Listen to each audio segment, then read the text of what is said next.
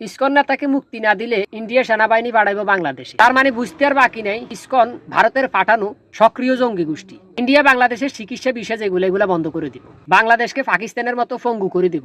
India নির্দেশ দিছে সকল সনাতন ধর্মের লোকদেরকে এক হওয়ার, এবং কি বাংলাদেশে যারা চুলদাড়ি কাটে নাপিত তাদেরকে বলতেছে মুসলমানের চুলদাড়ি কাটা নিষেধ, আপনারা এটা বন্ধ করে দেন। যারা মিষ্টি দোকানদার আছে মুসলমানের কাছে মিষ্টি বিক্রি করবেন না। হিন্দুদের নাকি এখন কড়া উত্তর দেওয়ার সময় হয়েছে, আপনারা আর চুপ থাকিয়েন না। ফারাক্কা ব্রিজের উপর দিয়া যে বিদ্যুৎ লাইন আইছে ওটার সংযোগ বন্ধ করে দিব। ওটা বন্ধ করে দিলে নাকি বাংলাদেশের 80% এলাকা বিদ্যুৎবিহীন হয়ে পড়বো, বিচ্ছিন্ন, মানে অন্ধকারে থাকতে হবে আমাদের। ওরা আমাদেরকে না খাইয়ে মারব। আচ্ছা, এটা কোনো কথা আপনারা কন? ওদের ভারতবর্ষে লক্ষ লক্ষ কোটি কোটি মানুষ এখনো সিপাই সাপায় পড়ে রয়েছে, না খাইয়ে মরতেছে, সরকার ওদের খবরও নেয় না।